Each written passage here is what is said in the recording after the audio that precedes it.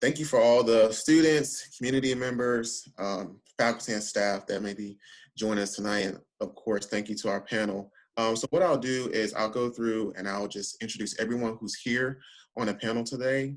And then we have two initial questions. And to the panelists, I would ask that you answer these two initial questions within 1 to 2 minutes. So what I'll do is I'll go and introduce everyone, and then I will call on you how I see you on my screen to answer, give your response to the two initial questions. Okay. So I would like to introduce Dr. Isaiah McKinnon, who is a former police chief of Detroit Police Department, Chief Holbrook from Abingdon Police Department, Officer Wilmoth from Abingdon Police Department, Chief Clare from the Marion Police Department, Police Chief Scott Poore from Emory and Henry College, and Jerry Odell, who is Assistant Chief and Investigator at Emory and Henry. So the two questions before I'll call on someone. Question one is, how did you come to policing as a career? The second question is, what is your biggest challenge that you faced in your occupation? So Chief Holbrook, you are the first person on my screen. Fantastic. I'm honored to start us off.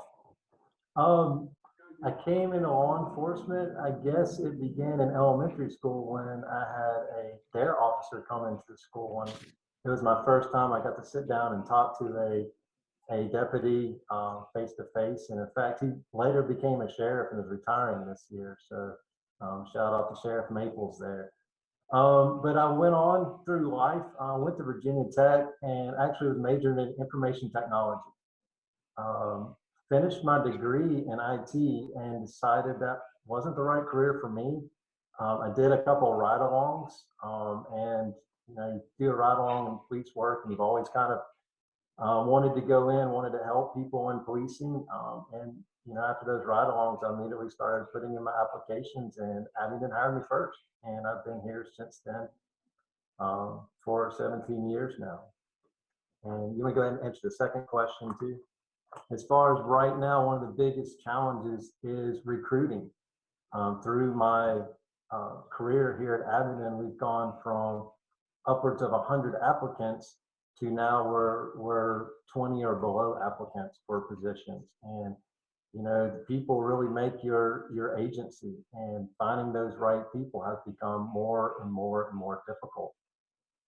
So recruiting and then retaining those officers later on is also been extremely difficult and challenging in my first 6 months as police chief. Awesome, thank you. Officer Odell.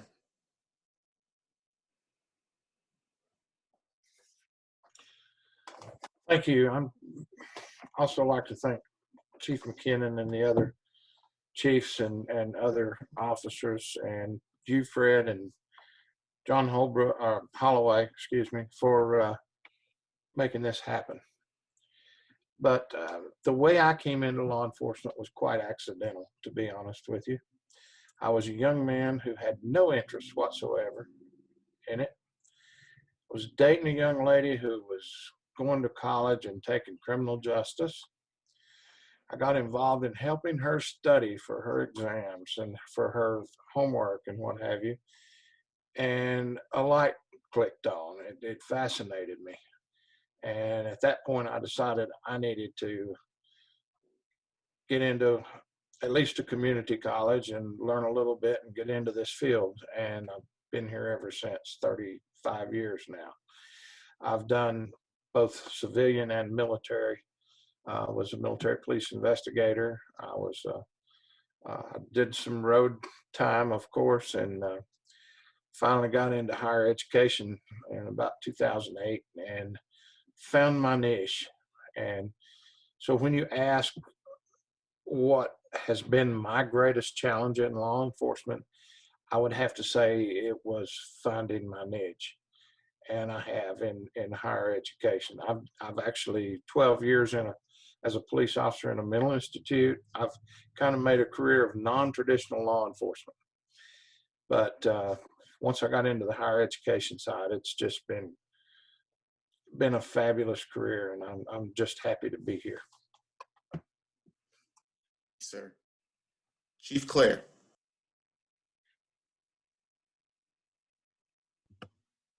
Hey, let me get unmuted there, sorry. My name's John Clare. I've been the chief of police of the town of Marion for about 2.5 years. I spent most of my career in the Prince William County area of Northern Virginia, right around Dumfries Triangle area. I grew up in a law enforcement family. I'm a third generation police officer. I'm originally from right around Dayton, Ohio, and as coming into law enforcement, I originally started out in high school and shortly thereafter with ambitions to enter the skilled trades, working in and around the automotive industry there in Dayton. And, you know, there's some changes at that time. This is the late 90s, and there were some changes in the job market. And I started to think about some other options. So I joined the Army and became a military police officer.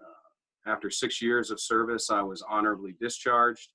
And I took some contract physical security work with the federal government and then entered into municipal policing. Spending my career in and around Prince William County. And then I was the chief of police of the town of Quantico, which is a town inside of a military base up there. And then 2.5 years ago, my wife and our 4 kids, we came down to Marion, and we love it down here. Should I go ahead and answer the second question? Please. Yeah. You know, I'd like to echo what Chief Holbrook said. You know, recruitment and retention is going to be an increasing issue, but I think our biggest challenge is having an impact in communities under conditions and with competing pressures that we have little to no control over. As I thought about this question, I thought about a book that I had read by a man named Alex Vitale, and he wrote a book called The End of Policing. And what Vitale said is that what we're seeing is a political crisis, where leaders have embraced a politic that sees every social problem as a police problem. And over the decades, we've been pitted against the public, and he talks about that push and pull. And I think one of our biggest challenges going forward is managing those competing pressures and kind of finding, we all want to do a good job. We all want to serve our communities well. But it's hard to navigate that today. And I think that's the challenge, is learning all of those things that we need to learn and being responsive. Officer Wilmoth, are you still there? I am. Can you all hear me? Yes, we can. Hold on just a minute, Fred. I think Carly needs to let her be visual. Thanks. If I'm not talking loudly enough, just let me know. Is the audio really low, Fred? No, we can hear you. Okay. So I won't yell. Good evening. Thank you very much for having me. I'm blessed to know almost every face on this screen, except for a few of you all. So Dr. McKinnon and Reverend Bowers and Chief Clare, I look forward to meeting you all in person. Everyone else, I am very thankful to know you. So a little background on me. Like Fred, I'm an Emory and Henry alum. I graduated in 2013. I was a student athlete. I played soccer, and I was also the student body president my senior year and an RA. So I got involved in a few things, and I just want to really thank Emory and Henry for helping me be where I am today. And it's an honor to be here tonight. So I have worked at Abingdon Police Department for just a few months shy of 7 years.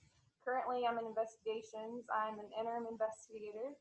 I have been in this position since July, and I'm enjoying it very much. I came into policing for many different reasons. I'm from Western North Carolina, and back in the day, Asheville Police Department had mounted patrol horses. So they had some horses that their officers would ride, and I thought that was very neat. I'm an avid equestrian person, so I always thought I'd be a police officer with a horse. I ended up in Abingdon, and we don't have horses, but I'm still working on that. So another reason, my family fostered in Washington County for many years, and unfortunately some of the children we had were removed from families that were unfortunately affected by narcotics. And having those sweet little children really made me passionate about pursuing that career in law enforcement that I was always interested in, because, you know, those children cannot defend themselves. We had 1 week old children up to 1.5-year-olds, very young age. And some of the cases that we had broke my heart. And I was very thankful for my parents having those children in our home. So those are my two main reasons why I'm in law enforcement, just to help people and ride horses. Still working on part of that. And my biggest challenge for this career is definitely going to be a female in law enforcement. Technically, women are considered a minority in law enforcement. I was looking at the statistics earlier, and right now in the United States, women only consist of 12.8% of the law enforcement population. So the other, 87%, 80-something, 87.2, got it right here. 87% is going to be men. So women are, we do face some challenges in this profession, and I'm excited that there are more and more women who are interested in becoming police officers. So.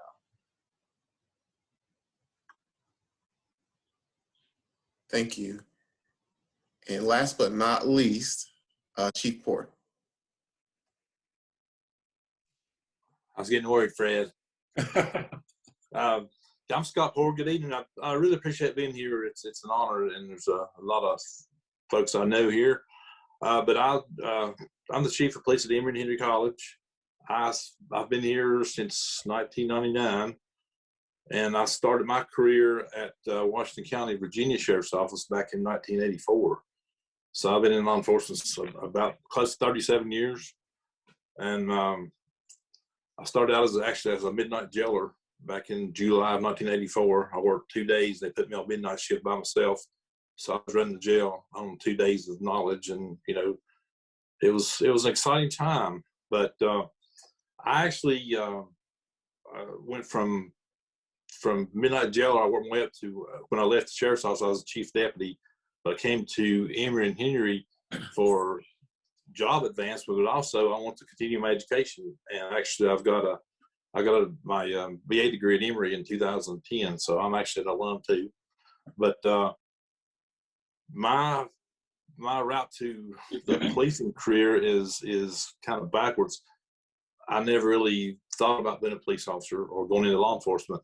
I was actually at the University of Tennessee in Knoxville in pre-pharmacy, and I was going to sell drugs legally for a living, and made the good money. However, I made organic chemistry, and first exam I made a 94.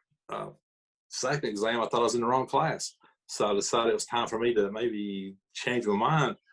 And fortunately, I took an elective with Jerry Odell. We had a professor, Ed Mant, and took a criminal justice elective, fell in love with it, and got hooked, and been here ever since. So, my biggest challenge, one of our challenges we have at our department, is keeping up with the ever-changing technology and information updates within law enforcement and criminal justice. We are a very small department. If one of us has to take several days off to go to training, it puts a hurting on the rest of the department. Plus, we also, if we have to travel, it taxes us terribly. But we get it done, and it's good to have. I've got a lot of good guys and ladies working for me. I've got 2 females working for me now that really like the job. So we're going on. Again, thank you for having me here. Thank you all. Thank you all for sharing this and sharing how you found policing. And Reverend Bowers, I will turn it over to you now. Thank you so much, Fred, and thank all of you for introducing yourself. Before I introduce our guest for the night, I am going to ask our fearless leader, John Holloway, if he would just have a few words, and then I will introduce our guest keynote for tonight. Thank you very much, Reverend Bauer. Good evening, everyone. Thank you for coming out tonight as we drawing near the close of our celebration for Black History Month, we do still have lots of programs left for the remainder of this week. So please make sure you take advantage and join us for those programs. Dr. McKinnon, so very happy that you're here this evening. Looking forward to your presentation and to our esteemed panel. Thank you so very much for joining us. I think that this type of program is important for law enforcement and the community to talk and have dialogue, to have an opportunity to learn from each other. So I'm looking forward to it. And before I close, I just want to thank Fred, who has partnered with DEI for a number of programs. I'm looking forward to that continuing, and to our leadership for Black History Month, Carly Blaylock and Reverend Sharon Bowers. You all are outstanding, and I truly, truly appreciate you all. So I'll be quiet now, and thank you again for being here. Thank you, VP Holloway, and thank all of you all. I'm going to share with you just some written material about Dr. McKinnon, but before I do that, I just want to say that Dr. McKinnon rocks. We've had a couple of conversations, and I have learned so much from him already, just in talking with him and bringing him here.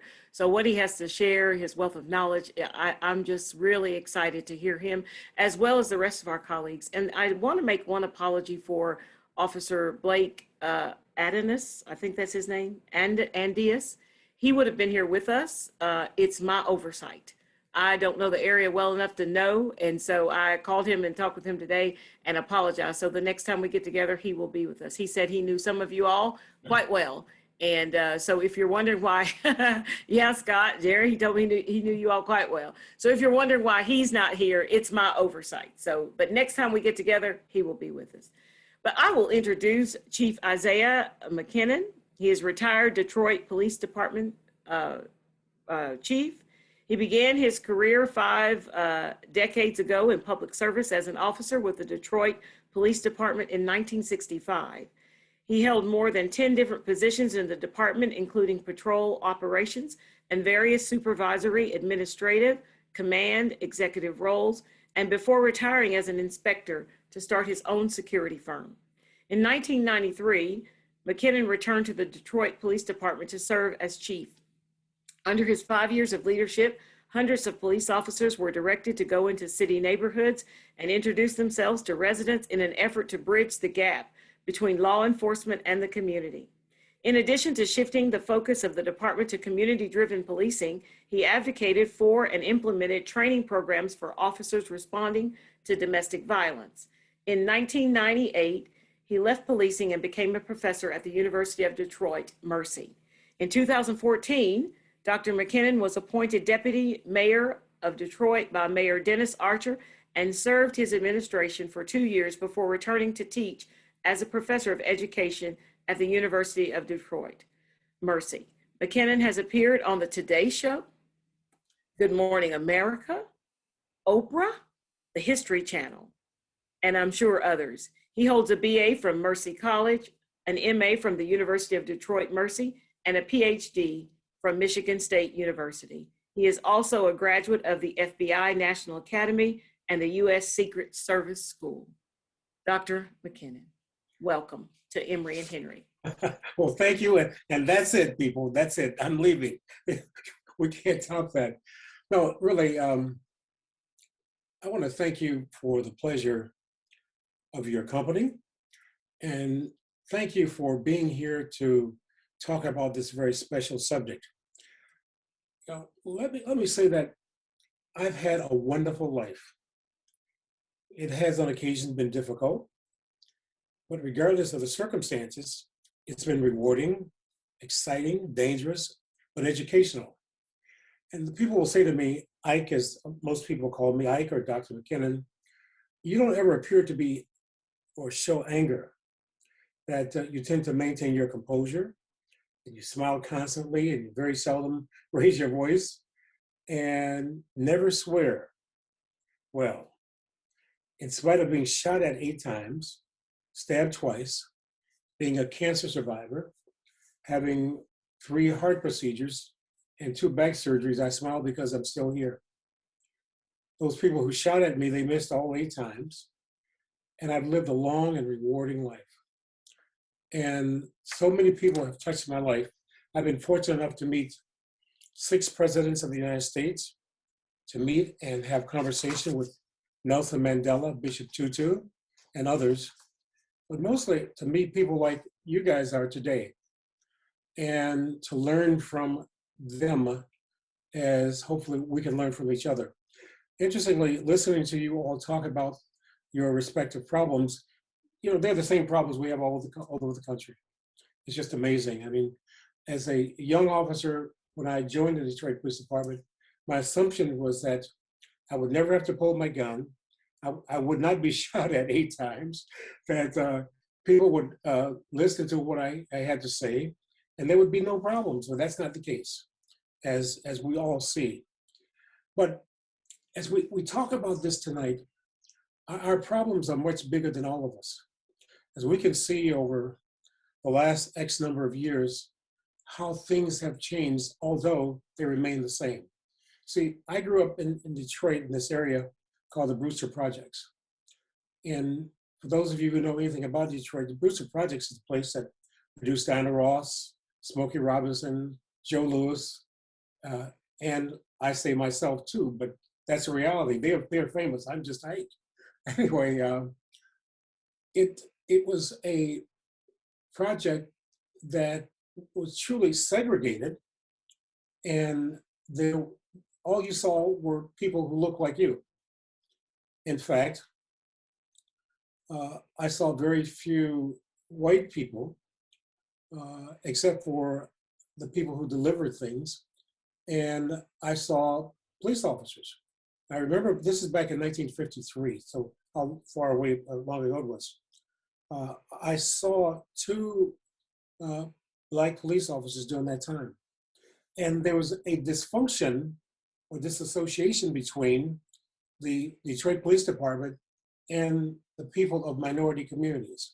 I always wondered about this. I said, man, this is crazy that here's this city that has 5,500 police officers, and I see no police officers of color. And what are they doing? What are we doing to make a difference? So I was this young kid. And then this one day in grade school, I was in the 5th grade, this police officer, an elderly white gentleman, he was much younger than me at that time, you know, but he came to my school and he had an assembly and talked to all the kids.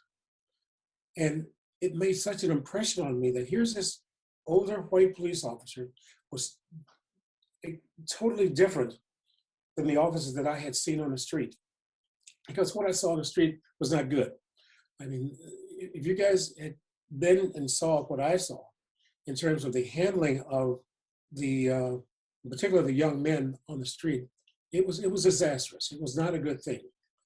And so this officer, he talked with us about life. He talked to us about what we could do with our lives. And he was just like a dad to us at our school. So at the age of 10, this was something that had this profound impact upon me. But you guys have answered the question in terms of why you became a police officer. Well, in 1957, I was 14 years old. And so if you're trying to figure out how old I am, I'm 77 and a half years old right now. But I had been admitted to this school in Detroit called Cass Tech, which at that time was the 2nd best school in the country. And the first day of school in 1957 was a half day. And I went back to visit my teachers at my junior high school.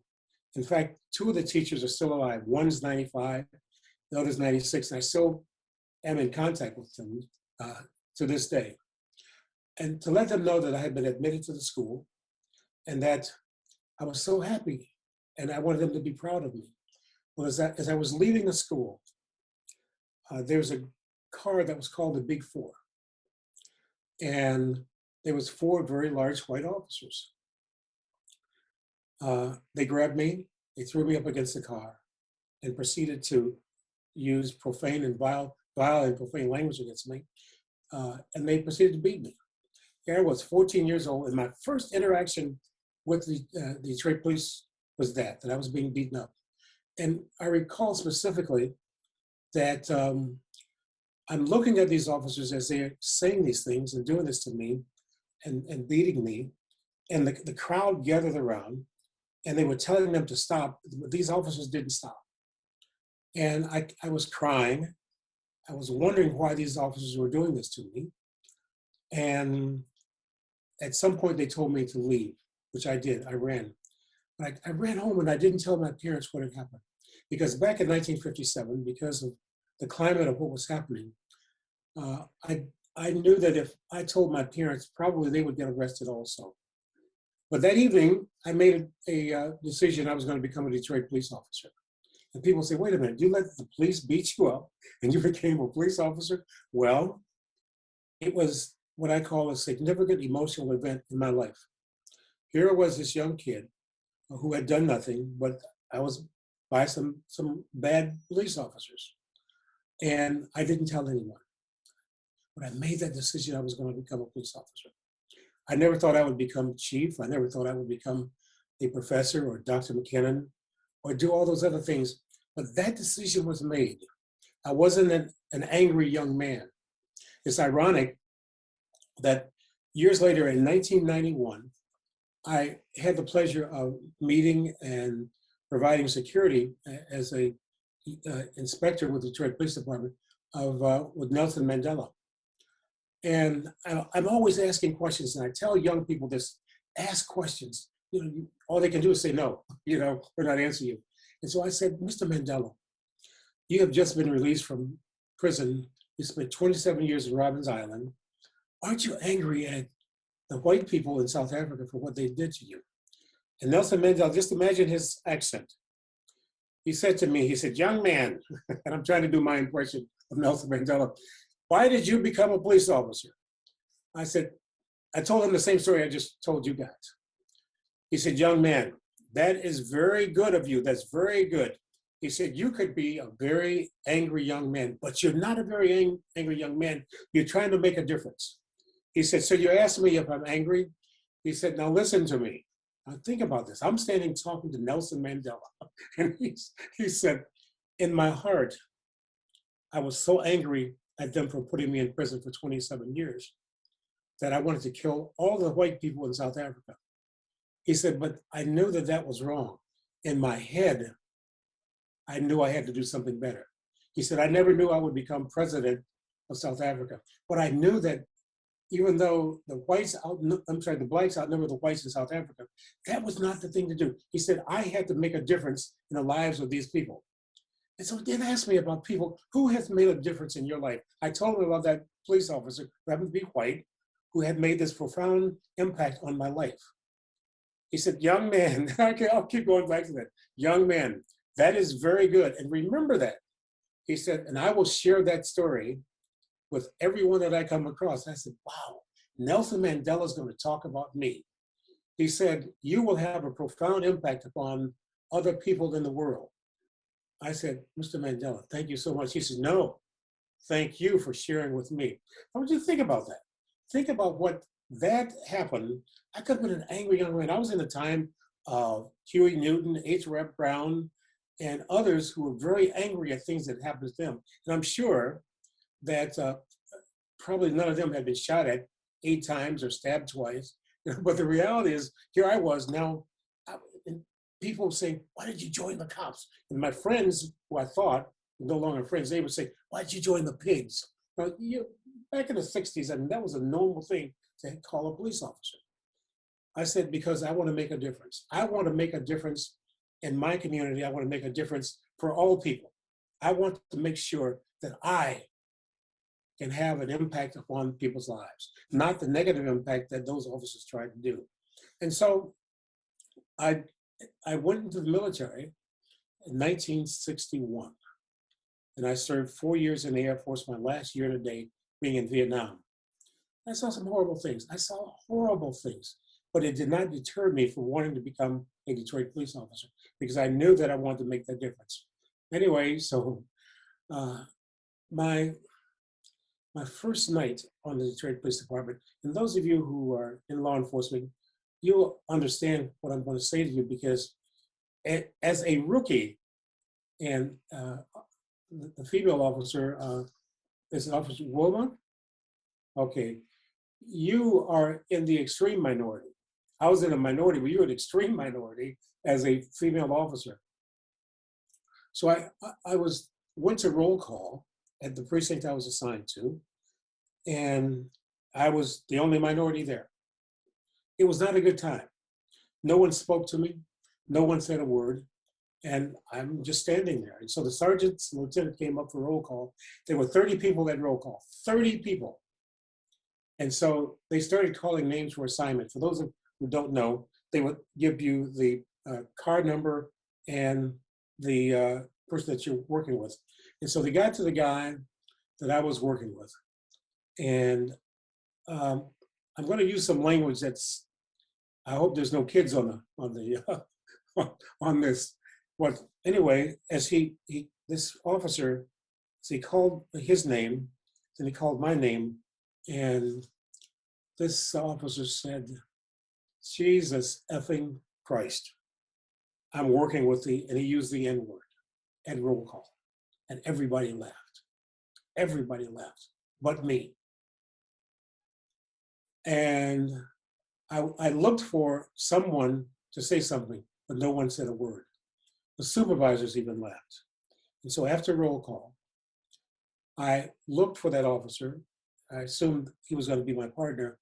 I walked to the ramp, which was where you would get your assignments. And I went to the car and I said, "Excuse me, am I working with you?" He said nothing. I said, "Excuse me, am I working with you?" He said nothing. So I went back to the sergeant. I said, "Sarge, am I working with this officer over there?" He said, "Yeah, that's your partner." So I went and got in the car. This officer at that point put cardboard in between us and sprayed the seat with Lysol. I want you to think about how that made me feel. But I'm sure that it happened to other officers before that. Anyway, I rode with this officer for 8 hours and he didn't say a word to me. And that was the norm at that time. But again, mine was to do everything that I could. Number one, stay on the job. Number two, maintain my composure and dignity and make sure that I wouldn't quit. Let me fast forward to 1995, after I had become chief of police.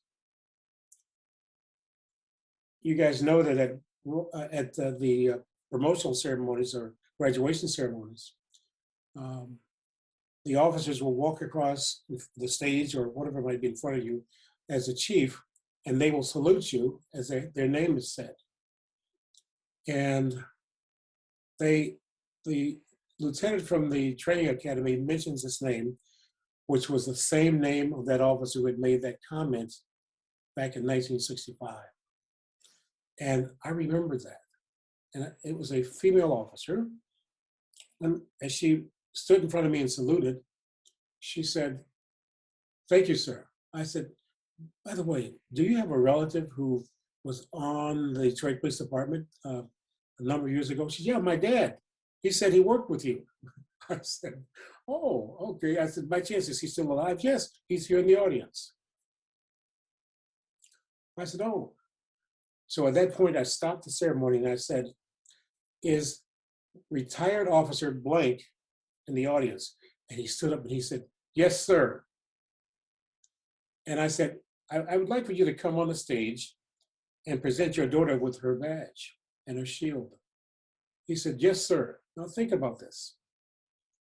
This is years later, that after he had made that derogatory comment to and about me, now I'm the chief of police, he's retired, his daughter's on the police department. And so he came up on stage and he saluted me and shook my hand. He said, "Thank you, sir." I said, "No, thank you for having your daughter to join the Detroit Police Department." "Yes, sir, thank you." He said, "Sir, can I take a picture with you?" I said, "Of course you can." Anyway, at the end of the ceremony, his daughter said to me, sir, what kind of an officer was my dad? Now, I've told the story multiple times, and depending on who I tell it to, they will say, I would have told the truth. I would have told him what a jerk he was. But I didn't do that. Why have her saddled with what her dad was? I said, your dad was a unique officer. I said, it was a pleasure working with him because it taught me a lot. She saluted me and said, thanks, sir. Thank you so much. Now, I tell you that story because we all run across these kinds of things in our lives. We don't know exactly where it's going to stop or start. We know it started. But I go back to the code of conduct, and you all have gone through police academies, and you know that first paragraph in the law enforcement code of conduct. As a law enforcement officer, my fundamental duty is to serve the community, to safeguard lives and property, protect the innocent against deception, the weak against oppression or intimidation, respect the constitutional rights of all to liberty, equality, and justice. That's the first paragraph. And I remember, as I spoke with Nelson Mandela, he said, young man, he says, if every police officer lived by that code, you wouldn't have any problems. I said, Mr. Mandela, you're absolutely right. As a law enforcement officer, my fundamental duty is to serve the community, to safeguard lives and property, protect the innocent against deception, the weak against oppression or intimidation, respect the constitutional rights of all to liberty, equality, and justice. And since 1965, when I joined the Detroit Police Department, I've tried to live by that code. And I would go to every one of my graduating classes, and I would go to the precincts. We had 13 precincts in Detroit. And I would talk to the officers at roll call. And I would say, think about this. I would just think about your safety, because we all have to deal with officer safety. If an officer screws up in some form or fashion, we all suffer. Whatever happens in this country, we all suffer because they paint us all the same. I mean, I've been called every worthless, useless name, probably as you have too, from pig to ass or dog or whatever it might be. That's what we've been called. And so we have to try and abide by that as much as possible. And so this code of conduct that we live by, I flash back to last year when we all saw what happened in Minneapolis. What you don't know is that I've been doing some training with a group called 1 to 1 in Minneapolis before that time and since that time. And it's just incredible that we look at that. In addition to that, I'm with a group called the National College Players Association, which you should really look into. It's an incredible group of young people, black and white, who are trying to make a difference. But what I'm saying is this. We have, as law enforcement people, we have so many things that are for us and against us. You all know that the FBI statistics say that law enforcement officers are more likely to be hurt or fatally wounded in domestic type situations. I wrote a book called In the Line of Duty, and I chronicled every law enforcement officer that had been killed in the line of duty in the state of Michigan. It was awful to write this book, but it was important to do so because there had not been those kinds of things done to pay respect to all those officers. Look, I remember as a young officer, there's very little training that was done for officers in those kinds of situations. How do you, as a law enforcement officer, respond to a domestic situation? Well, back in our day, they would say, well, if you go to a house, you take the guy out of the home, you take him 5 or 10 miles away from home, you take his money, and you make him walk home. Well, please, think about this. If you take a guy away out of his house, and particularly if it's cold, or he has been drinking, and what is he going to do? He's going to be angry as hell, and he's going to come back and probably take it out on his mate. Those are the kinds of things that we have to look at as law enforcement officers. What do we do? Use good judgment, use good common sense. Make sure that we as law enforcement officers don't contribute to the problems that are there. And so when I saw the George Floyd incident that occurred on, well, they showed it multiple times on TV, I wrote an op-ed for the local paper, the Detroit Free Press, called George Floyd Could Have Been Me. And as a result, it went to every city, that op-ed went to every city in the United States. It went to the same in Canada. It was to Great Britain, Germany, and South Africa. And people called and we talked about this. How do we as law enforcement officers make sure that we don't exacerbate the situation and make it worse? It's so important to understand that we as law enforcement officers, you as law enforcement officers, make sure that you don't make the situation worse than it was when you got there. As a law enforcement officer, my fundamental duty is to serve the community, to safeguard lives and property, protect the innocent against deception, the weak against oppression or intimidation, respect the constitutional rights of all to liberty, equality, and justice. It's simple. It's really simple. And to me, I tried to live by that. And at one point, I led my precincts in arrest. And here's what I would do, guys. This doesn't work for everybody. I was trained in the martial arts and got a black belt, and I was good. I was thinner then than I am now. But I would tell guys when they wanted to fight, I said, listen, chances are, if we get into an altercation, I'm gonna beat you. I said, I'm a black belt in karate, I've trained on the Koreans, and I'm good at what I do. Chances are I'm gonna do it. But if by chance you start beating me up, I'm gonna tell you there's gonna be 5,000 cops that's gonna come back, and then you're gonna really get your butt beat, and then you're gonna go to jail. So think about this. Is it worth it to go through this kind of situation and not only get beaten up, but go to jail? So I would talk to people. It was so important to have those kinds of conversations and to ease the situation from what it was. Look, I don't have all the answers, but I ask you to look at this. What do you see within your respective communities? And are those situations solvable or resolvable? Can you make sure that you are not exacerbating the situation in terms of what you do? In that book that I wrote, In the Line of Duty, you just can imagine the number of officers who responded to situations, who lost their lives because someone before them did not use good judgment. It's judgment for us. It's judgment. I'm 77 and a half years old. I'm not on the street anymore, but you guys are young. But you've got to have a good conversation with your officers to make sure that they don't exacerbate the situation or make it worse than it could be. And so after I did that first op-ed, I started looking at ways to make it safer for all of us. And I started calling police departments around the country and asking them, are you going through or doing this kinds of training? Well, some are, some are not. And unfortunately, this leads to even more problems because they're not looking at the situation in its entirety. Well, let's start with recruiting. I think,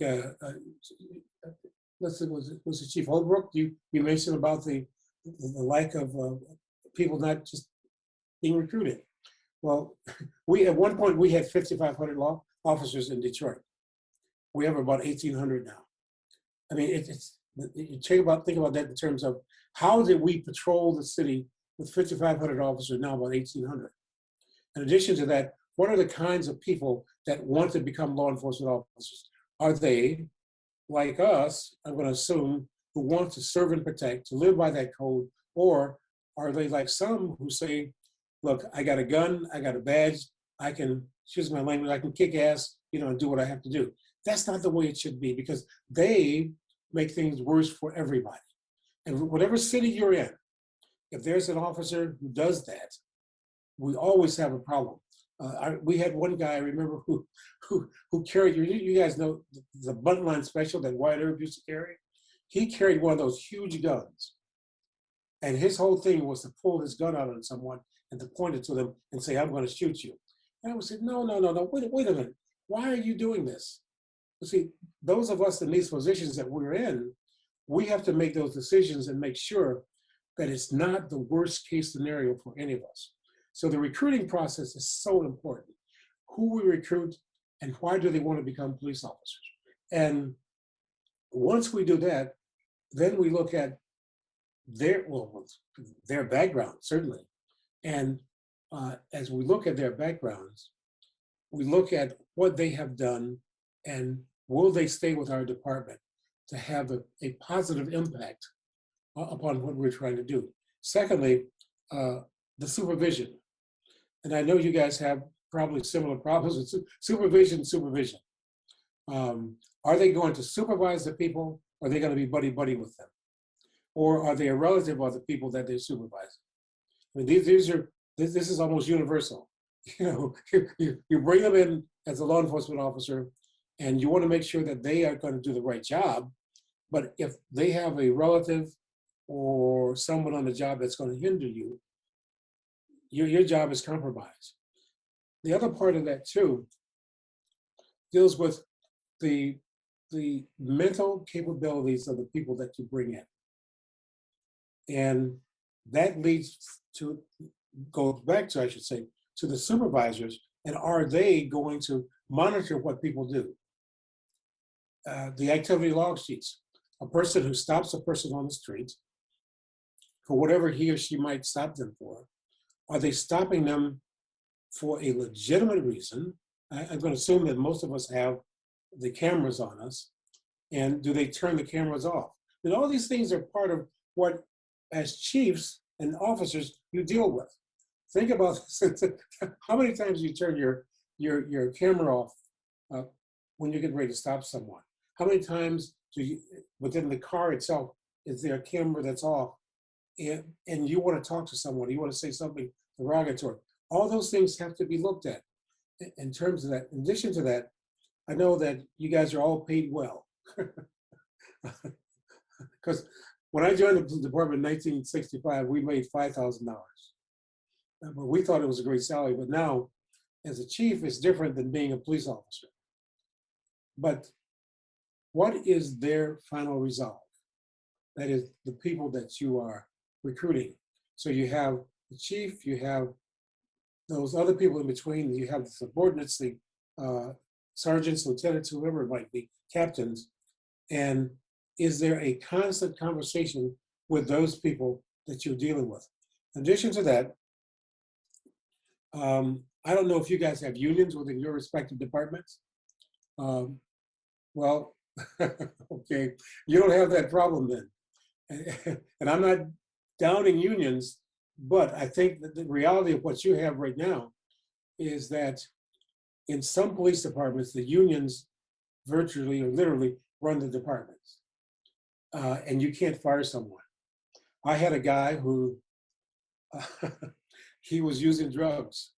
And at that point, we would have a chief's hearing, and I could terminate them either the first, second, or third time. Now, my position was that if a person is using hard drugs, there's no reason that he or she should be on the police department. But this person had used marijuana twice, and he had been caught twice before I got there. And they maintained the file. And so he came before me, and I read the file. And this man was 46 years old. He was not a kid. And the first time he was suspended, the second time he was suspended, and the time that I had him, I said, "So what's going to be your next job?" He said, "Well, sir, you can't fire me." I said, "Well, you got this wrong." He said, "Well, I'll appeal and I'll get back." Well, I've been gone from the Detroit Police Department since 1998. He still isn't back. But those are the kinds of things that, unfortunately, they stand up in some departments because of the unions. They uphold what guys are doing. Think about what happened up in Minneapolis. The most positive thing that I saw was the union has said that officer who was the main officer who had his knee on the guy's neck, they're not backing him, which I think says a lot for the unions, but it also says a lot for those other officers too. And I remember right after that, they had the riots out in, I think it was Portland. And there was an officer, they filmed him. He took one of the rioters down and he had him down, he was handcuffing him. And another officer came up and he said, I want to put my knee on his neck. And the officer who was smart, he said, what the hell's wrong with you? He said, I'm not going to lose my job because of you. You know, didn't you see what happened up in Minneapolis? Now think about that. I mean, this is absolutely incredible. So now listen, I just got a message that we're running out of time. I'm going to stop, so there might be questions. Because I can talk all night.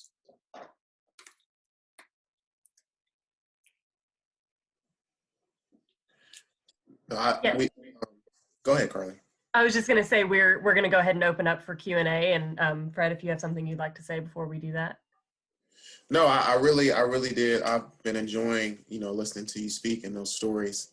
But I was like, man, I know people are dying and probably asking and kind of get this. So, Carly, I'll let you go first because I know there was one question already in the chat. I don't know if you have any more that you can see on your side that I'm not able to see. Not yet. I'm sure they'll be coming in soon. And you sort of, you go ahead and start. Okay.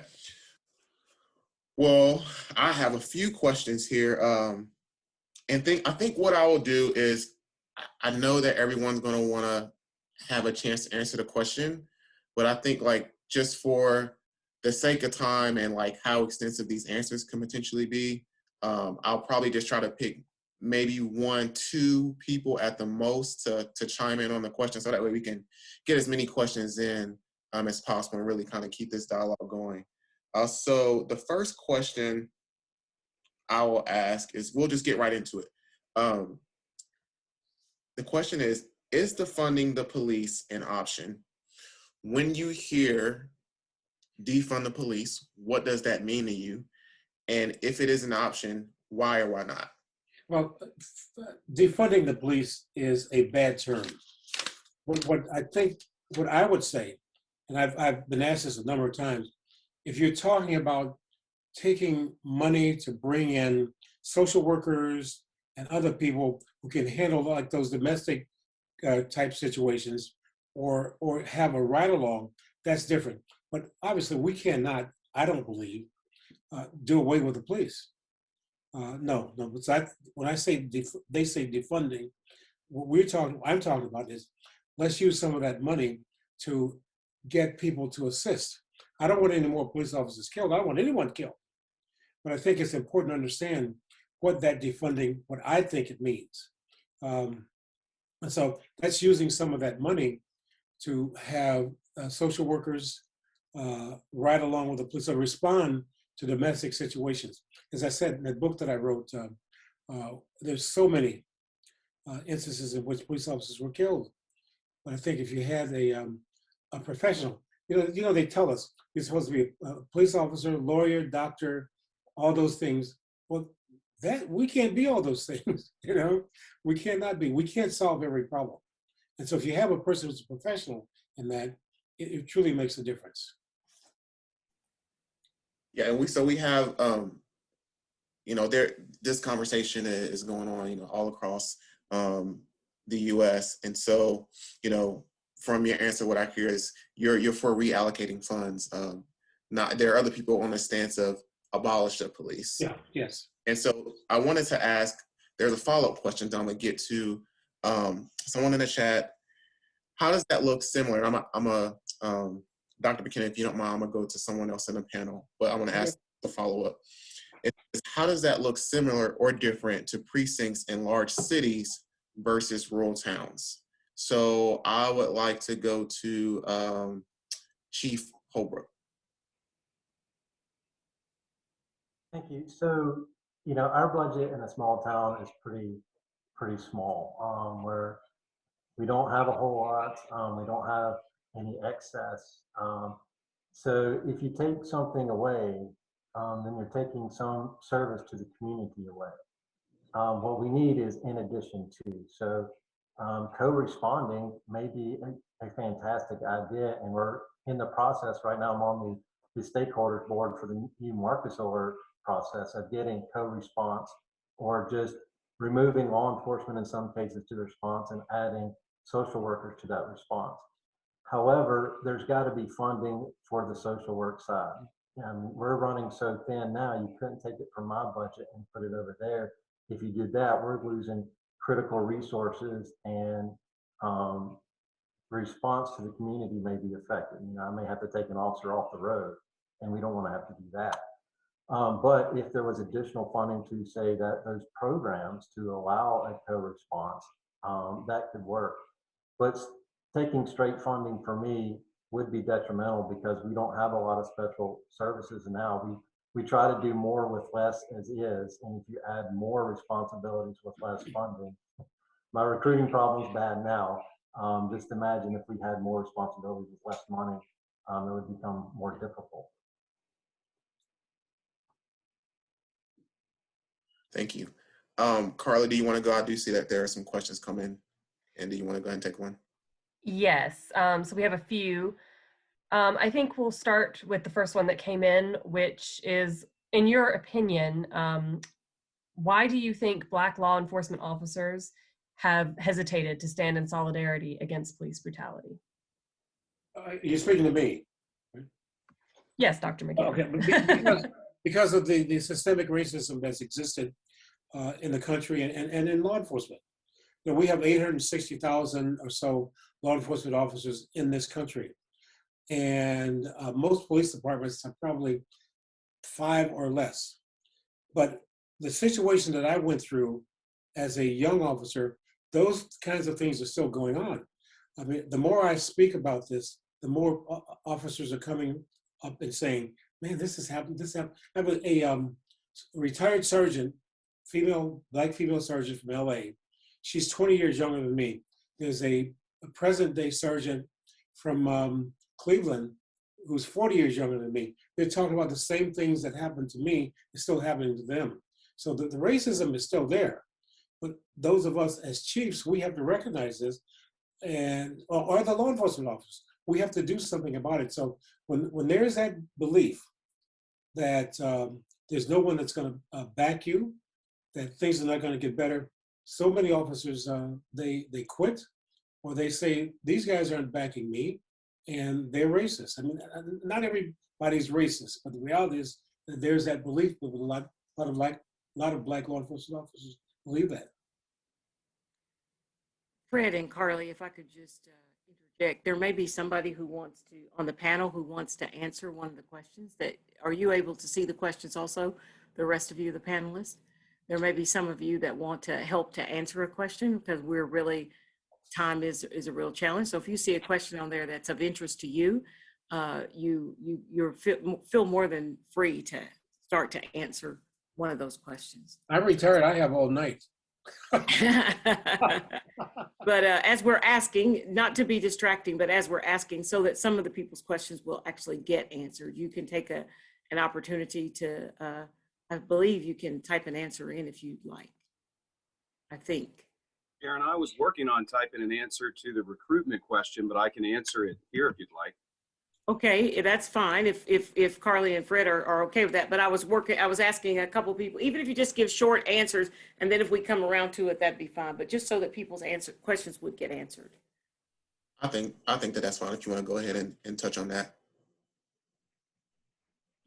Yeah, just real quick, this one caught my eye from Zach Pendergrass. Why is recruitment so difficult? And I think I may have been telling Sharon, I went to a little bit of seminary. I say I have enough seminary to be theologically dangerous, and I've been in and around the organizational church for quite a while. And if I can use an analogy, when churches go looking for a pastor, they all pretty much want the same thing. They want someone with 20 years experience, with a PhD, willing to work 80 hours a week, who happens to be 25 years old, and the starting pay is somewhere around $17,000 a year.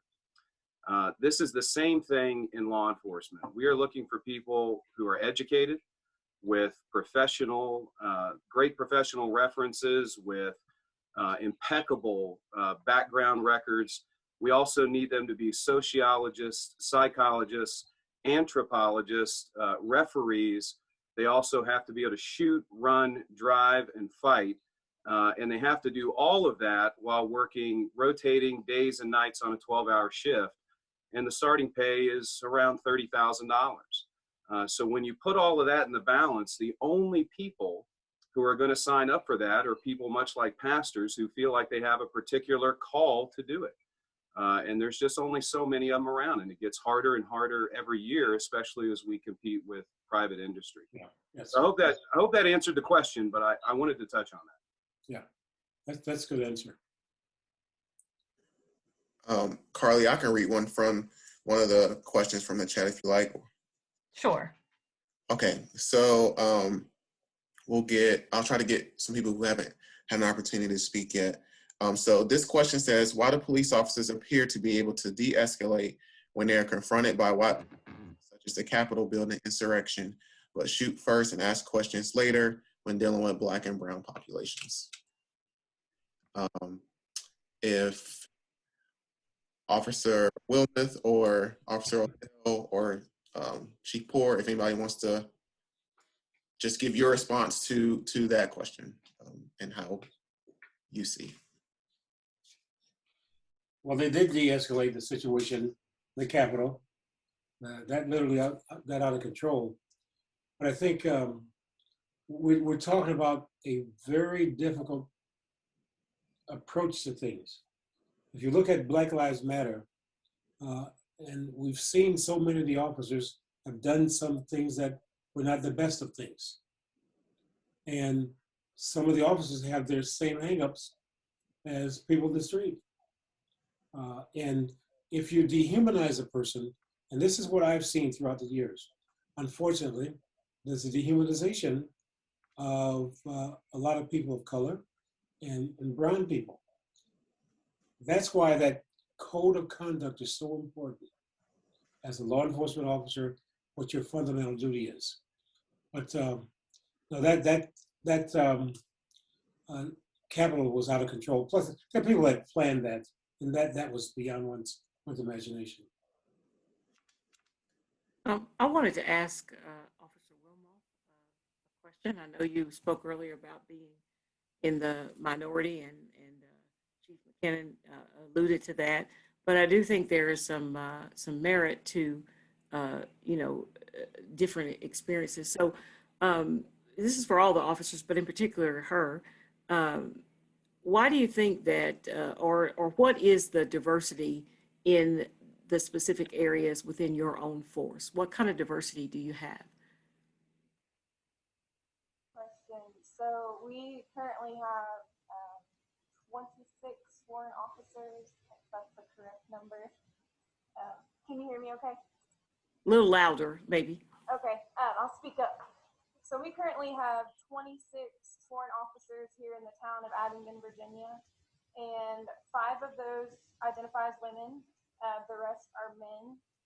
And as far as minorities, we have several officers who identify as different ways, but I think that we could represent our demographics better, especially as women. You know, the town of Abingdon has a population of 8,000 people. During the daytime, it swells to 12,000 or more. A lot of people come into the county seat to work or do whatever here in town, to shop. And so I think we could represent our population better by having more women. And unfortunately, there's not much diversity in this town, and you will find that in most of Southwest Virginia. I was looking at the census information for Abingdon earlier, and it is 94% Caucasian, and I think like 4% African American and 1.1% Asian, and a very small Hispanic population as well. And please do not get upset with me if I got those numbers wrong. I'm just going off of memory right now. So I might be a little bit off on those percentages, but I do remember the Caucasian was 94%. So that right there, oftentimes that we have very little interactions with minorities here in town. So I think our agency could always grow to have a more diverse group of officers. But back to what Chief Holbrook said, recruiting those very qualified officers that Chief Clare was speaking of can be extremely difficult. And retaining them, you know, once you get those great officers, many times they're going to go somewhere where they may make some more money. I guess to add to that, and not just for you alone, Officer Wilmot, but for the others, what are the efforts being done to recruit different types of people who identify differently? Because just as you said earlier when you started, minority can mean different things to different people. As a woman, you could be considered, quote unquote, a minority. So especially in this area, and maybe Dr. McKinnon can tell what was done in his area because he was talking about the difference when it started. What are you as officers doing to change the status quo? If almost everybody's white and almost everybody's male, how or what are you doing to change that difference, that demographic?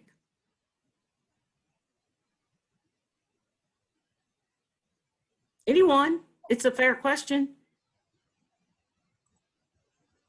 Oh, I thought you said Dr. McKinnon, so I think we were all No, waiting. I said Dr. McKinnon as well, but I said those of you, you know, with the dynamics, Dr. McKinnon, because he said he started out that way. The recruitment is incredibly difficult, and what we've learned is just kicking out job advertisements is insufficient. So we find that we have to go directly seeking qualified candidates to make sure that our department, you know, reflects and more the diversity of the area. One of the ways that I found to do that, now I'm speaking in a very small department in a very small region, is through personal relationships. You know, people that I meet in the community, especially in communities of color that know me, know the department, and we talk about these things, and then I use them as emissaries, you know, to go out and say, you know, if you know people that are interested, or, I mean, you know, you and I know each other, you know what we're doing here, you know what we're trying to accomplish, please send them our way. And we find limited success with that. But that's just one of the ways we're trying to address it is on a very relational level. And Chief, that's one of the best ways to do it. I mean, you know, if the people within your respective community know you, they trust you. And let's say the churches, you let them know, the schools and so forth, they will do that. What we did, you know, as I said, we had less than 100 blacks when I came on. And we made a concerted effort to recruit. We went to factories, we went to schools, and I mean, still we're just over 55, 60%, you know, so it's difficult. You guys know, I mean, it's very difficult because some people don't want to become law enforcement officers, they just don't. If I could add to that. Oh, go. No, go ahead. Okay, if you need to go to the next question, you can. I was just going to say very quickly, Fred, that to add to that, at Abingdon Police Department, we do internships, and I'm a product of an Emory and Henry internship with Abingdon Police Department. I did one my junior year, which was a 3-credit internship, so a spring semester, I think, and I learned a lot. And I was able to stay involved and stay connected with the agency. And I cannot count how many Emory and Henry interns we've had, but it's been multiple, over 5 that I can remember after me. We've also had Bradford, Virginia Highlands Community College, EPSU, so many different students from these colleges that are surrounding here come and learn about us and what we do. And hopefully they're spreading the word back at their colleges. And we always appreciate 4-year degree applicants. So, and you know, it just ended up that this was the job that I got after school. So I'm really thankful for that internship that Emory and Henry let me have here. Thank you, Officer Woman. There is a question directly to our ENH staff as far as the campus police. It says, for E&H staff, what type of trainings or initiatives have taken place in the past year to address or recognize implicit bias in developing relationships with people of color on the campus?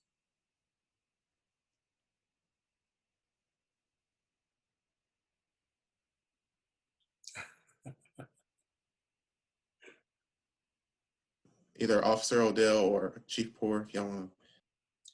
One thing that I can speak to is that Chief Poor and I we've both been trained as trainers in de-escalation techniques with regard to non-biased policing techniques through the academy, and we engage in frequent conversations with our staff regarding implicit bias and de-escalation techniques with regard to those things, and try to have those candid conversations that lead to the empowerment of all people on campus. We have a very diverse campus, and we enjoy that and we embrace that, and we have a very good staff who also, I've been amazed with regard to how they have reacted to our conversations about bias and about moving forward and how to better our community for everyone. See, Chief, what you're saying basically is that you interact with your community, and that's one of the most important things to do. If you interact with them, I go back to, they have trust in you, you have trust in them, and there's an interaction. If there's not that, it leads to what we used to have here in Detroit years ago. That was just, it was awful. And when an officer did something, we had 67 riots that occurred as a result of something similar to that. Get this movie, Detroit, and it was a few years old. I consulted with them on the movie, but it tells you how not to police. You know, I mean, it's a textbook case of what you should not do. I mean, the name calling, the hitting and beating people, and on and on and on. But Chief Liddell, what you're saying is that you interact with your people, and to me, that's the most important. If they trust you, you can get so much more done. Let me give you guys an example of something. I chased a guy when I was a young, thinner guy into a building. And this was in 1968. And as I chased him into the building, he hit the door, tried to slam it. I was right behind him. So I pulled my gun out. I went in behind him, and there's 3 guys standing inside with AK-47s. And of course, it was obviously a frightening thing for me. And I grabbed the guy, had my gun up to his head, and the 3 bad guys, the main bad guy, he said, "Let him go." I said, "Oh, no. I'm not going to die here tonight." And he said, "No, let him go." I said, "No. So this is absolutely the truth. So I started backing out with this guy, my arm around him, had the gun on, and I kept waiting to die. So I backed out onto the porch, and they are following me. So I backed out to the middle of the street, and they are still following me. I know I'm going to die. And at that point, I'm surrounded by probably 25 or 30 people. And the people start saying, "Let him go. And the bad guys say, "That's right, let him go." And they said, No. You let Officer Ike go. He's a good guy. He treats us good. We can't have anything happen to him. And of course, I echoed that, let me go. And the 3 bad guys took off running. And so I asked the guys, I said, "Why did you do that? Why did you put your lives in jeopardy?" And Chief, they said, "Because you are a good and fair officer. You treat us with respect and dignity. We can't let anything happen to you." And that's exactly what you're saying, Chief, So that's something that we should all learn from. Guys. I have taken a liberty and have added a couple of questions into their anonymous questions. And so I just kind of assigned them to people so that maybe what we could do is everybody, since you didn't choose a question, I chose one for you. And it's pretty random, but why don't we try to figure out how we could do that? And you maybe read and answer the question that you've been given to the best of your ability, and then we could end with Dr. McKinney. How could we do that? Fred, could you call people by name? I think everyone has been given a question.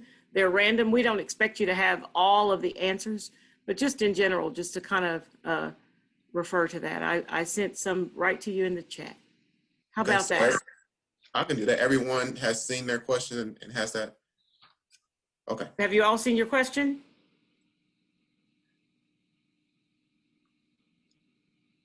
I will go to Chief Poor first. I don't think we've heard from Scott Poor tonight. So if you will read your question aloud, I don't know what question you have, so if you'll read that aloud and then answer that to the best of your ability.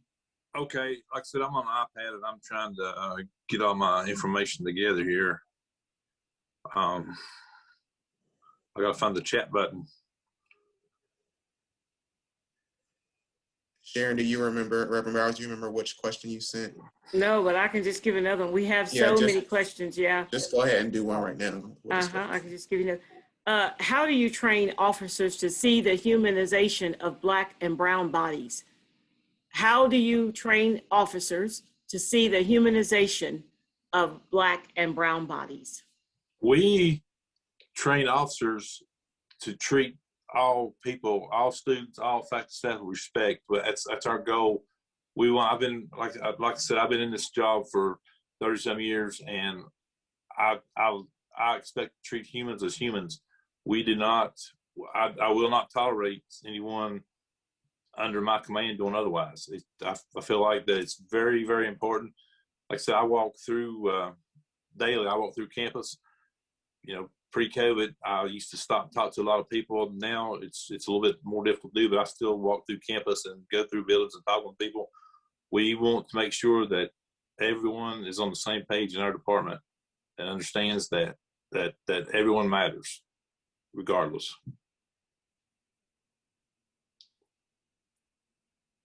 Thank you, sir.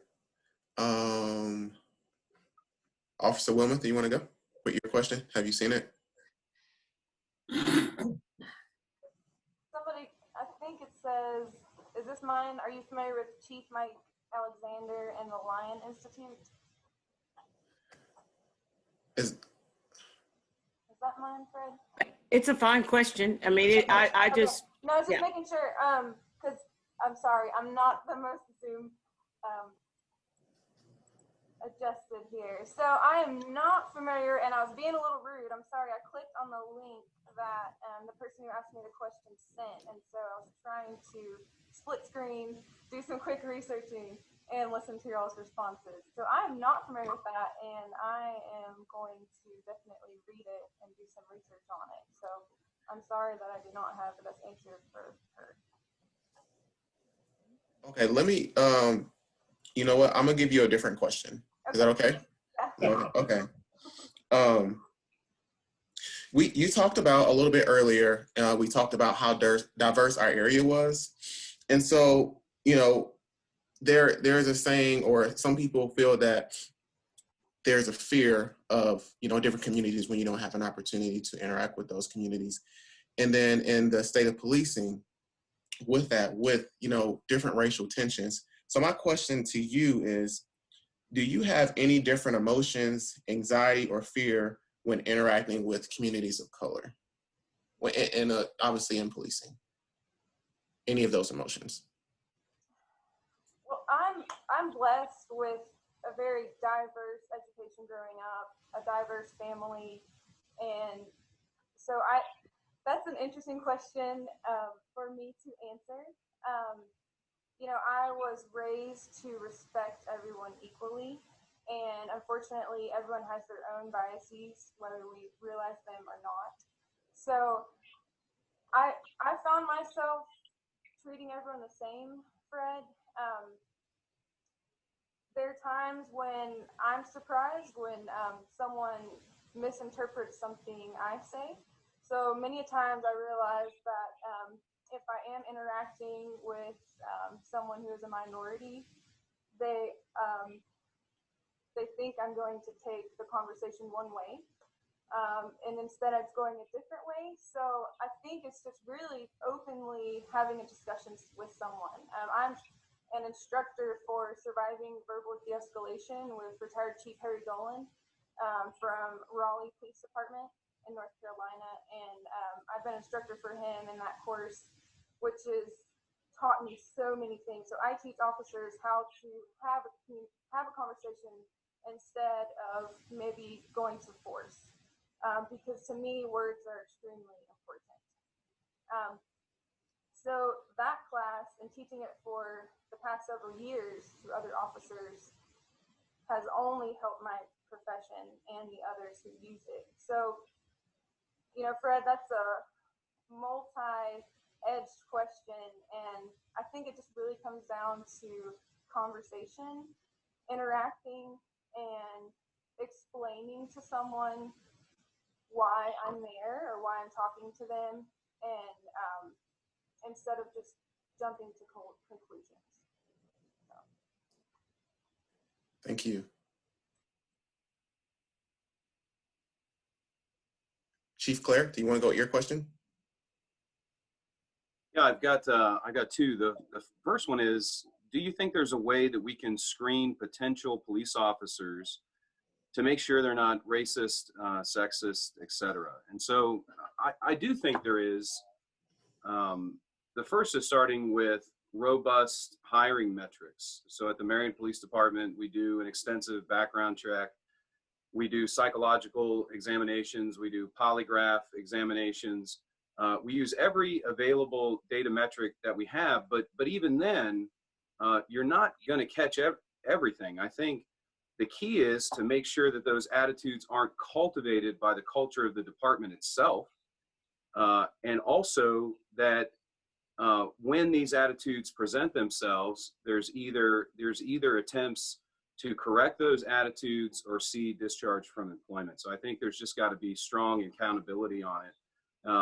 But the major way I think those things are dealt with is to make sure that there's not a culture of tolerance in the agency itself.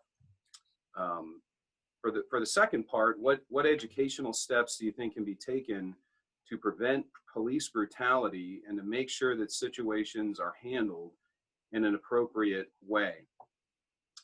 As I look at incidents of police brutality across the nation, I'm struck by a couple things. Number one, a lack of supervisory presence or supervisory control. This is one of the biggest things I saw during some of the police response to the protest events. And this is why we demanded something different in Marion when we had it here. One supervisor can only effectively manage 3 to 5 people or 5 to 7 people.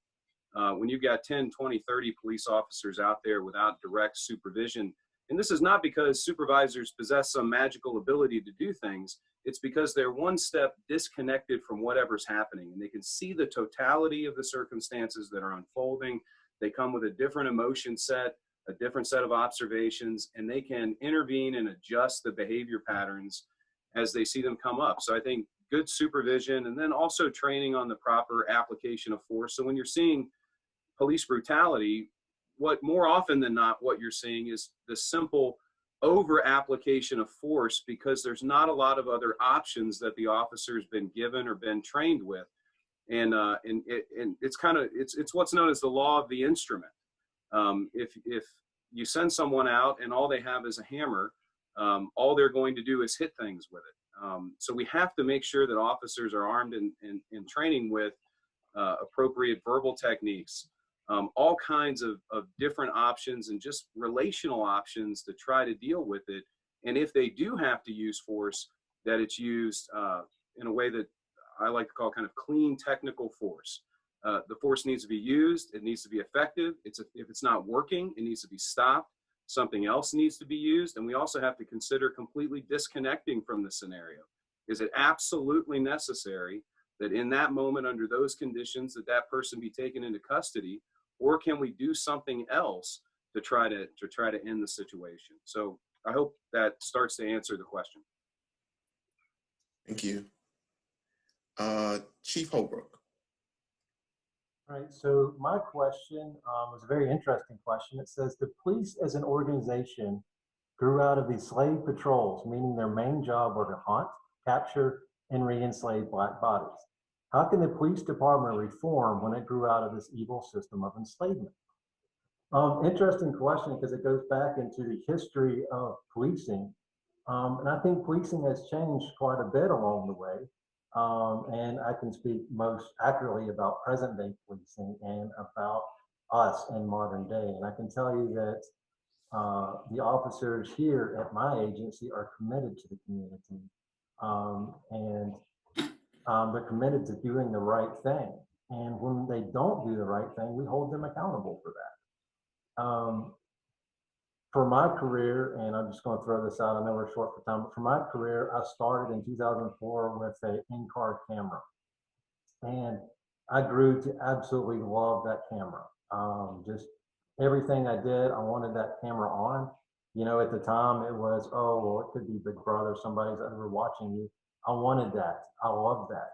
And moving on, we've had body cameras here at the agency for a long time to address the accountability issue. And our officers wear these body cameras. And if their body camera breaks or doesn't work for some reason, they're almost afraid to go to work. They come back, they get a new camera because that camera holds us accountable to doing the right thing. So to really answer that question, I think we have drawn to a different modern agency that, you know, we've taken that oath and that code of ethics that Dr. McKinnon had talked about. We all take that, we all follow that, and when we don't, that goes into the supervision piece, and that goes into the accountability piece. Thank you. Is there anyone outside of Dr. McKinnon who has not gone with a question? Did I get to everyone? Just making sure that everyone has an opportunity to speak and answer the question. Okay. Reverend Bowers, did you want to ask Dr. McKinnon the closing question? Did you want to take that? You can. It's fine. I can? Okay. Yes, please do. I'm just trying to move us along to the 9 o'clock bewitching hour. Yeah, absolutely. Dr. McKinnon, I kind of have a question that Chief Holbrook touched on just a little bit. My question to you is, do you feel in general that law enforcement is held accountable for their actions?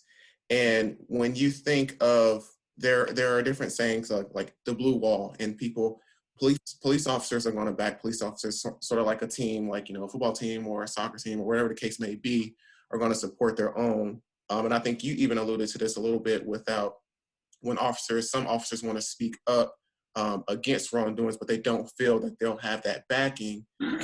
Sometimes will not speak up or just decide to leave the profession altogether. So my question is, the first part, do you feel that law enforcement is being held accountable enough? And then also, how do you feel that narrative can be changed if someone within a force does see something, that's someone doing something wrong, to have the courage to be able to speak out without having the fear of even, you know, having to be necessarily blackballed or having to maybe go somewhere else? And could that information then follow them, you know, where they would go? First of all, I think that most police departments and most police officers are held accountable, because if that were not the case, we would have anarchy. We would have situations in which certainly we have a number of people who have been lost their lives and being arrested by police, but we have good police officers who, for the greatest part, are holding other officers in check because they do abide by that code of conduct. I think that the way that we make a difference of this is we have these kinds of discussions. See, what I try to do is continue to have these kinds of discussions wherever it might be, because people, they get uptight when you start talking about police, when you start talking about race, you start talking about sex, so they get uptight. But the reality is, how do we make a difference? We educate people, and that is everybody. We educate the law enforcement officers, we educate the community. And we say, here's what we want to do. And at some point, there's going to be that group of people that's going to say, save Officer Fred, you know, or save Chief Holbrook, because he is a good person. And other officers will realize that there are things that they cannot do, they should not do. Now that goes back to the chief and his or her people that work directly for them. The chief is the main person here because he is running the department. And if they hold their people accountable, that is everyone, him and everyone under him, to say this is, we have to serve and protect the people of our respective community. I'm not going to stand for certain things. I'm not going to stand for it. If you do these kinds of things, you're not going to work within this city or this department. So once you do that, I think it makes a big difference, and the people respect you for what you're doing. And I think that becomes part of the narrative that we're all trying to do. Look, we have, every day there's not the kinds of situations we've seen in this country. But again, it goes back to what Chief Clare was saying in terms of the people that we recruit, you know? I mean, we have to really be mindful and careful of the people that we bring into this law enforcement. We don't need that. We certainly don't. And so what we have is, unfortunately, we have a lot of people who jump from police department to police department, and there has been no background check to see what the heck this person has done. And so once the chief decides, or whomever it might be, whether it's the mayor or the city manager, look at a good example. When I became chief, I said to the mayor, I said, Mr. Mayor, am I going to run the department? He said, yeah. I said, Mr. Mayor, the history of this department is that everybody runs around the chief and goes to the mayor and they get what they want done. I said, this is important to understand, that this is what I have to do. If you want me to stem the tide of crime and everything that's going on in this community, he said, I can run the department. I think once the chief gets that kind of understanding, and to let the community know that you are going to run the department, you're going to make sure that everybody's safe. And if they have a problem, they can come to you and you try and help them resolve it. Once we do that, I think we can solve so many of the problems that we have.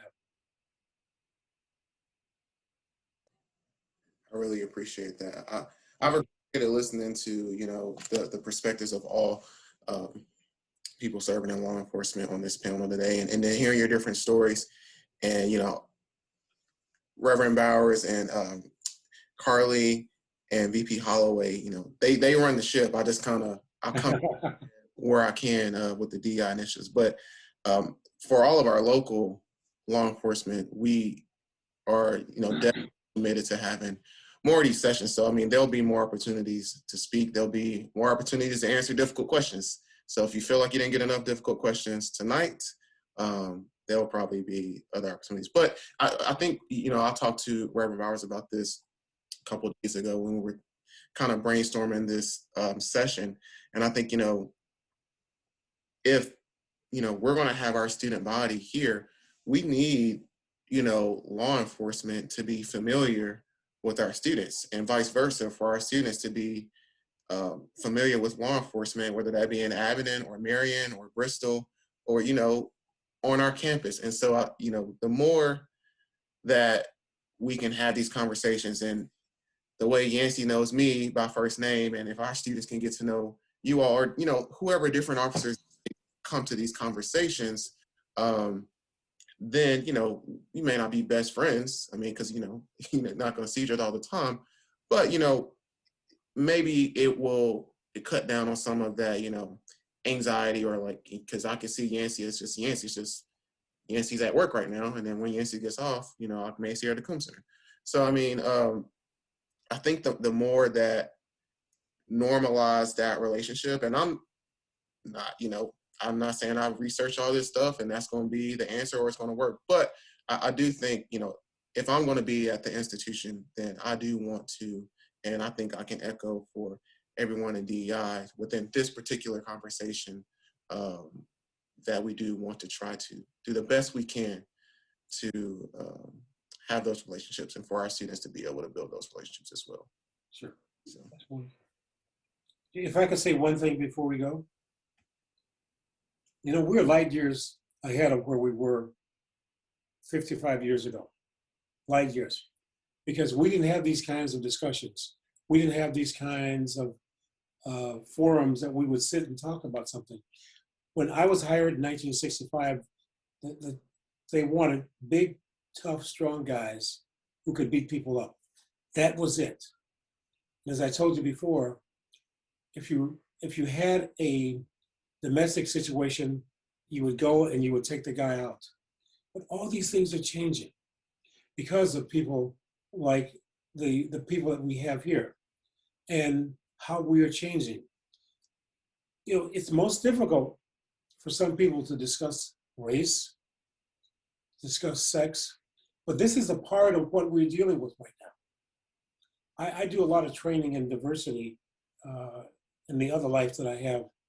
And I'm telling you, when you walk into the room, you can feel the people tighten up. Here's this big black guy walking in. So let's talk about race. And nobody says anything.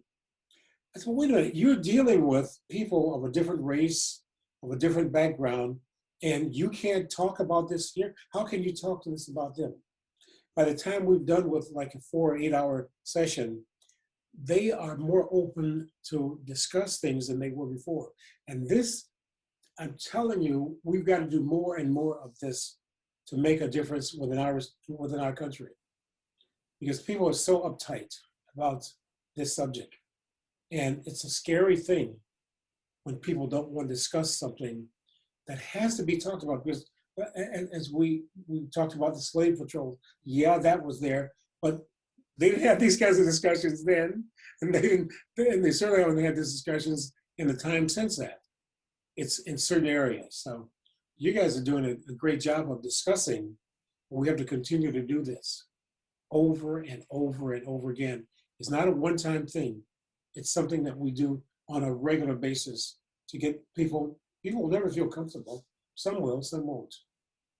But we have to continue. You guys have to, and all of us have to have more and more conversations. I've traveled throughout this country having these kinds of conversations with people.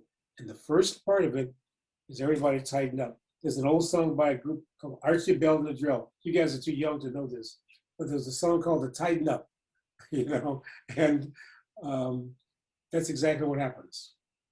And so chiefs, you guys run your department with these conversations. It'll alleviate some of the tension and tighten up that people have within communities. We thank all of you all, and we know that we are way past our time, but a good opportunity would be to just have one parting greeting, and we'll go right down the way to Carly and give it to Carly and John, and we'll all go home. But we know we've been here. It's been a good while. We've still got 77 people on. We hope that you'll stay, because sometimes I'm a pastor. Sometimes if you leave before the benediction, you miss the blessing. You miss the blessing. So I hope that you'll stay here, and we'll have our parting words from all of us who've been on this wonderful panel today. Chief Holbrook. I want to say thank you so much for having this. Thank you for putting it together. I think I've talked to you, to Frederick, to Carly, getting all this together, and I truly appreciate it, because I do agree the conversation is what we need to be having, and this is the beginning of that. And also, I could do some recruitment if Frederick has an interest in law enforcement, or Carly, or anybody else. Please let me know. But thank you again. I can't thank you enough for inviting me, for inviting Officer Wilmoth as well. That it's been very interesting, and I've enjoyed every minute of it. So thank you. Officer Wilmoth. I I second that. Thank you for having us. Thank you, Fred, for reaching out to me. I hope that I can meet the rest of you all very soon in person. And if you have any questions for me further, Fred and Reverend Bowers and Carly all have my email. So please reach out to me, email me. There are very many questions that came into the chat that I didn't get to answer. So I hope that we can continue this discussion. So, or please stop by and see me at the police department. We're not really allowing people to come inside because of COVID, but I will walk outside and I will talk to you at a safe distance. So let's continue these conversations. So thank you very much. Officer Claire? I just want to say that I appreciate you having me, and I enjoyed listening to Dr. McKinnon's story. And I guess at times like this, there's this kind of apocryphal Emerson quote that I think of that says, you know, what lies behind us and what lies before us are tiny matters compared to what lies within us. And I think this is the kind of conversation where we get to, you know, kind of lay bare all of our thoughts and hear from the community. And those are the kinds of things that adjust our thinking and adjust our practices. And I just wish it wasn't through this kind of flat context. I don't like flat people, right? Like, you know, this Zoom context. I would much more enjoy, you know, a more, you know, kind of personal, physical thing. I think we need to get back to stuff like that as soon as we can, so there can be real interaction. And I look forward to doing it again. Okay, thank you. Jerry and Scott, if you'll say something real quick, they're leaving us in droves. So if you'll say something real quick. I just want to, I appreciate everyone that came tonight. It's been great. Our door is always open. We're part of Emory and Henry College. We love this community. We love this area. And as John said, I want to get back to where we can do this in person and sit around and have nice chats about life and how we want to proceed. Thank you guys so much. Thank you. Jerry? Just echo what Chief Poor said. I thank everyone so much. I think this has been a wonderful conversation. A communication is so empowering, and I think that's what this is all about. And we learn from each other by sharing each other's experiences, time, and insights. And so I look forward to doing it again. Again, I like everyone else. We all prefer, I guess, a personal conversation, but Dr. McKinnon, I really, really enjoyed listening to your stories and your experiences. Thank you so much for sharing with us, and I look forward to what we can do in the future. Thank you. Thank you. Hey, VP Holloway and Carly and Fred and I we'll defer not to say anything, and we'll be finished. So VP Holloway, Carly, and we'll all go home. Oh, well, Dr. McKinnon, you will give us our benediction. Well, I think we should, next time we should do this in Dollywood. Yeah. Thanks, everybody. It's been a pleasure. Job well done, folks. Excellent. Yes, thank you.